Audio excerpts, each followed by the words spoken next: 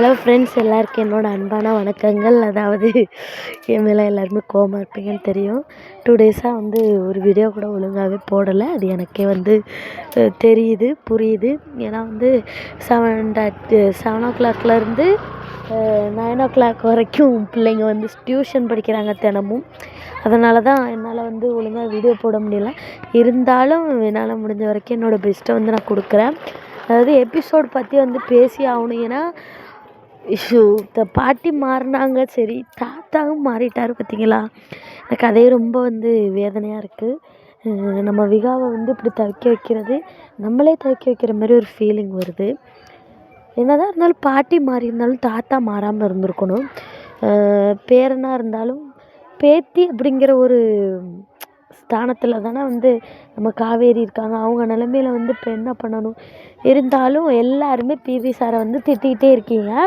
நான் உங்களுக்கு எல்லாத்துக்கும் ஒரு பதில் சொல்லணும்னு நினைக்கிறேன். ஏன்னா நம்ம 2000 எபிசோடு 1000 எபிசோடுக்கு மேலே வேணும்னு நம்ம கேட்குறோம். அப்படிங்கும்போது ஸ்டோரி அப்படி இப்படி தான் கொண்டு போவாங்க. இருந்தாலும் நம்மளோட சப்போர்ட்டை நம்ம விகாவுக்கு கொடுத்துக்கிட்டே இருக்கணும்.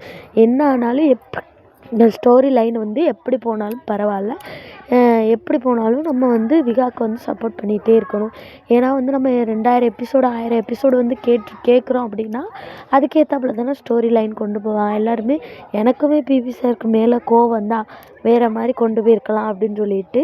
இருந்தாலும் அவர் நிலைமையிலேருந்து யோசித்து பார்க்கும்போது எனக்கு அதுதான் கரெக்டாக தோணுது. அவர் திட்டக்கூடாது, பேசக்கூடாது அப்படின்னு சொல்லிட்டு தான் தோணுது.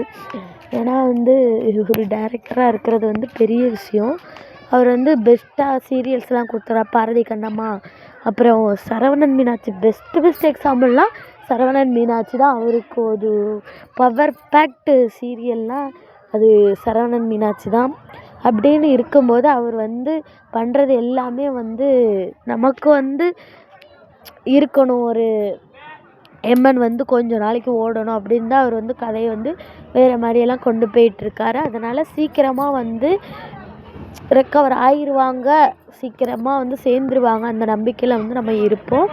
அதேமாரி நிறைய பேர் என்ன கேட்குறீங்கன்னா, என்கிட்ட கேட்டிருக்கீங்க, குமரன் ரீப்ளேஸ்மெண்ட்டு இருக்கா, அவர் வருவாரா அப்படின்னு சொல்லிட்டு. நிச்சயமாக நெக்ஸ்ட்டு வீடியோவில் போடுறேன். ஏன்னா நான் சரியான வீடியோ பார்க்கல.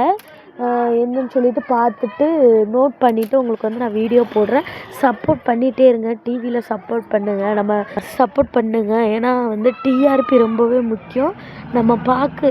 நம்ம கோவத்தில் பார்க்காம இருந்துட்டோன்னா நம்ம சீரியலுக்கு தான் நம்ம இழப்பை கொண்டு போகிற மாதிரி இருக்கும்.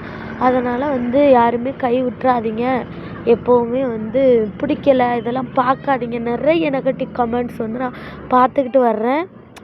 நிறைய நெகட்டிவ் கமெண்ட்ஸ் மட்டும்தான் நிறைய பேர் பண்ணுறீங்க. அப்படியெல்லாம் பண்ணாதீங்க. என்ன தான் இருந்தாலும் நீ ஒரு விகா ஃபேனாக இருந்த அப்படின்னா, ஒவ்வொருத்தருக்கும் மனசுக்குள்ளே நினச்சிக்கோங்க, நீ ஒரு விகா ஃபேனாக இருந்த அப்படின்னா நீ எந்த சூழ்நிலையிலும் எப்படி ஆனாலும் நம்ம விகாக்காக நீ எம்மன் சீரியல் பார்ப்ப.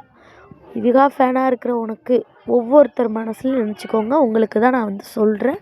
நீ எம்மன் விரும்பி நீ பார்க்குற அப்படின்னா எந்த சூழ்நிலையும் எம்மனை கைவிட மாட்டேன். அதேமாரி எல்லாருமே சப்போர்ட் பண்ணுங்கள், டிவியில் பாருங்கள். நிச்சயமாக விகாவுக்கு சந்தோஷமான ஒரு எபிசோடு வைப்பாங்க. சீக்கிரம் கண்டுபிடிக்கிற மாதிரி வைப்பாங்க. Don't feel guys. எல்லோரும் ஹாப்பியாக இருங்க.